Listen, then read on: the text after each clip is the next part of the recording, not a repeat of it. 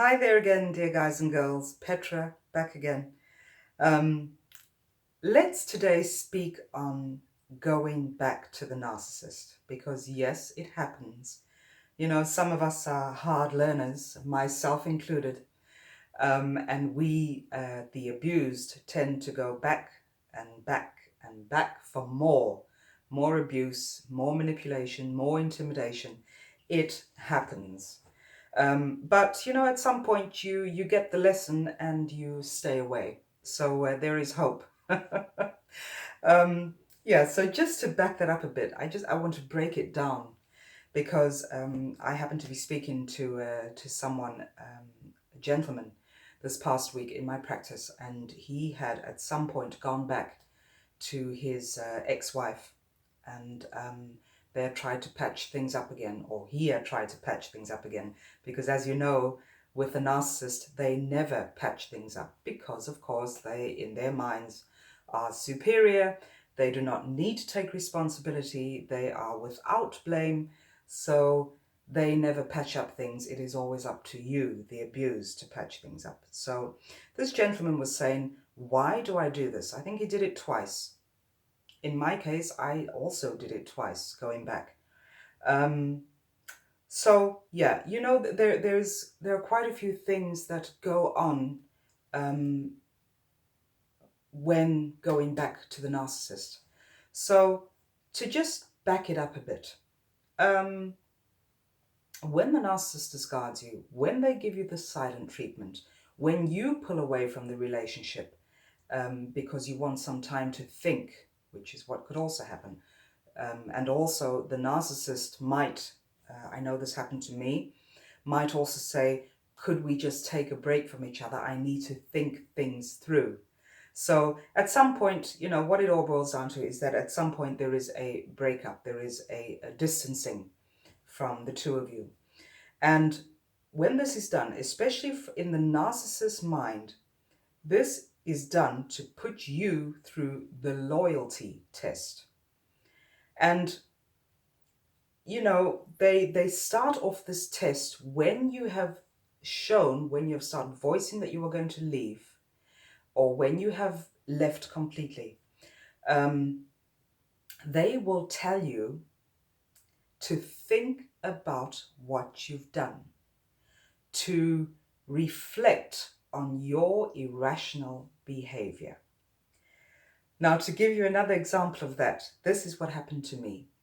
The first time that I went no contact, this was, I think this was almost a year ago. No, a bit longer than a year ago now. So the first time I went no contact, I was told by way of phone or email, one of the two, I think maybe even both, that the narcissist, in this case my ex-friend, female friend, she said she needed time to think about whether she wanted back into this friendship because I had different values from hers with regards to what a healthy friendship should look like. That now makes me laugh because that is, it's ridiculous. I know my values, and I know what I brought into the relationship, and there is no way that I did anything to jeopardize those values. If anything, I just played into her false values. So I was told that she needed a break to think things through. So that was fine with me. I gave her that break. But of course, that break took a while. And at some point, I got back in touch and I wanted to know, you've had your break. I think it was several weeks. It must have been about 6 weeks, when I haven't heard from you. And looking back now, I can see how this must have just given her the most incredible ego orgasm, because here I am thinking I'm doing the right thing by crawling back, by or giving her space, then by crawling back, by patching things up, because this is what the abused does. We go back in and we patch things up again.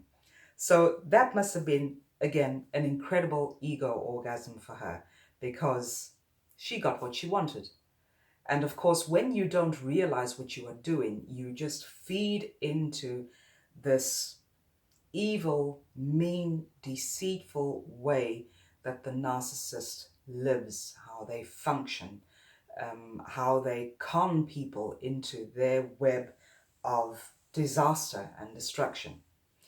So the second time that I broke up with this ex-friend, I was told by way of email to seriously take some time for myself, to breathe through it all, to listen to my heart, to think about what I had done and said to her, because she thought I was being absolutely irrational, that I was being all out there, that I didn't have all my marbles in order.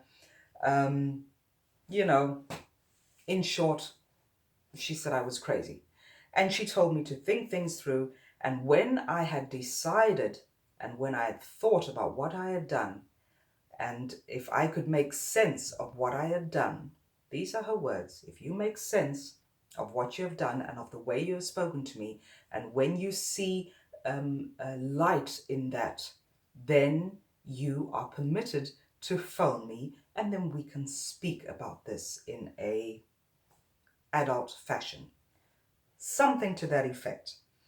And I remember just reading this email and I thought, you know, go and suck eggs. That is really what I thought. I thought it is so incredible the way these people, the narcissist, just feels that they are totally blame-free, that there is absolutely nothing wrong with them. And at the same time, they know that something is up. They know when they are not conducting themselves in the right manner. So it is just, again, it is just mind-blowing. So yeah, you are going through the loyalty test. The narcissist wants to see, because they have this false sense of love, they want to see just how far they can push you. They want to see, because they have messed with your mind for this amount of time, they want to see how long it is going to take you for you to crawl back. Because of course, any form of supply is something they love. If you do not question them, if you give them that space to think things over, if you decide at some point that you are going to go back in order to get closure, in order to smooth things over, in order to repair things, this is exactly what they want from you. And it's not because they love you. It is not. Can you hear me? It is not because they love you. It is because they need this to feed their ego, to feel full, to feel validated in their nasty existence. So there is nothing real about it. And they are also relying on your disbalance. You know, the cognitive dissonance that I spoke of previously, that many of you, of course, know of. This is what we also deal with.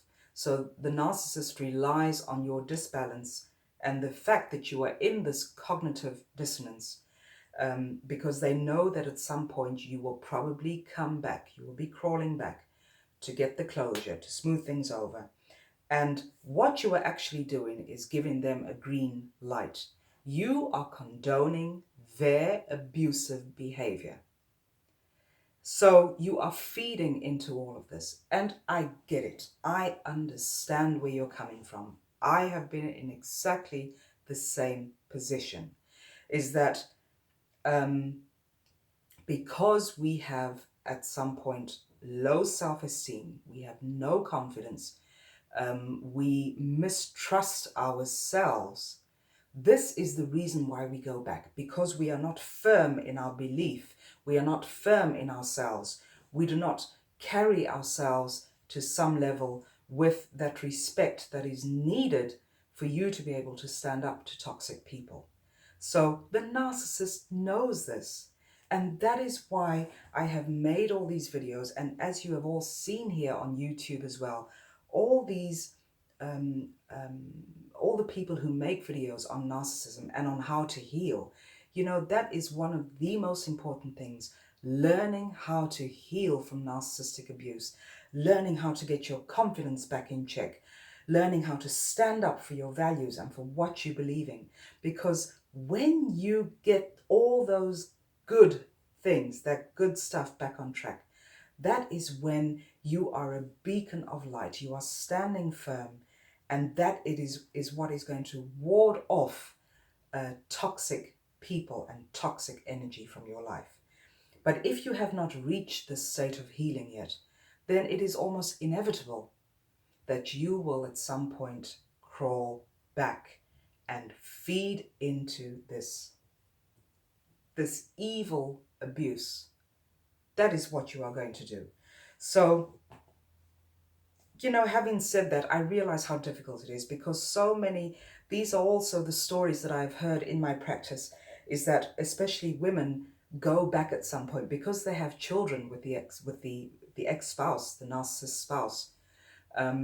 They will go back.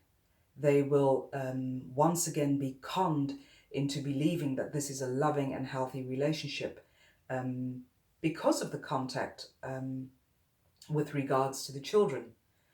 And I mean, once they are back in again, the women, especially in this case, but of course, this is also true for the men who are involved with female narcissists, is that you go back, you let yourself be seduced once again, you end up having sex with the narcissist again. I think this is the worst. This is the worst, especially when you have been discarded by the narcissist. And at some point, they reel you back in, offer you sex, and you go for it. It is, stop doing that. Just stop doing that. By having sex with this narcissist, you yourself are then recreating these false emotions of loving this person. It is all false. It is all false. It is all based on a lie. So, when you get back into that intimate state again, you may start reproducing these feelings of falling back in love with the narcissist. And so you are back to square one. The whole cycle of abuse starts all over again. And the more often you go back, the harder it is going to be for you to make an absolute clean break. So, please think of that when you are having those doubts, when you are thinking, am I really dealing with someone who has narcissistic tendencies or who is a full-blown narcissist? When you have these doubts, check yourself, call a good friend, verbalize your story, you know, say that you need the help, verbalize what you are going through, whether it is here on YouTube in the comment section, whether it is calling a good friend, whether it is writing or emailing someone whom you trust. This is what is going to get you through this. Do not try and cope with this on your own. Always ask for help, because it is so easy to be pulled back in, to fall back into the trap of the narcissist. So when you go back, in the narcissist's mind, they are further relieved of any responsibility for what they do to you. In their mind, they feel that they have been relieved of this responsibility. So the abuse starts again. You might go through a small love bombing stage where they promise you that they're going to change, everything's going to be all right, they're going to get their lives back in order, they are going to sort things out for you so that you can move forward in a healthy way. These are all the lies that you again fed and what you yourself feed into. So there might again be a small love bombing stage, but you'll notice that very quickly the abuse will start all over again. So by going back, you are condoning their shitty behavior. And this is giving them, really giving them a free ticket to further abuse you. So please be warned, when you go back to the narcissist, all you are really doing is giving them brownie points and getting yourself back into the mud, into the mire, into the storm of disbelief, of disconnecting from yourself, of feeling wretched again. And just remember that this is the very reason why you left. And if the narcissist discards you again, please say thank you and stay away. You know, that is the only way to go. Um, there is no nice way of wrapping this for you. It is the way it is. It is the worst kind of emotional abuse that anyone can go through. So I'm not going to, give you tips on how to go about it gently. No, no contact is painful, but it is something that you need to do in order to stand firm within yourself and to regain your own trust. So I hope that has shed some light on certain issues. I know this is a question for many of you. As I say, I hear it all the time in my practice, and I myself have done it. But you know, there comes a point where you do have enough. As I've said, in previous videos, there came a point where enough was enough for me.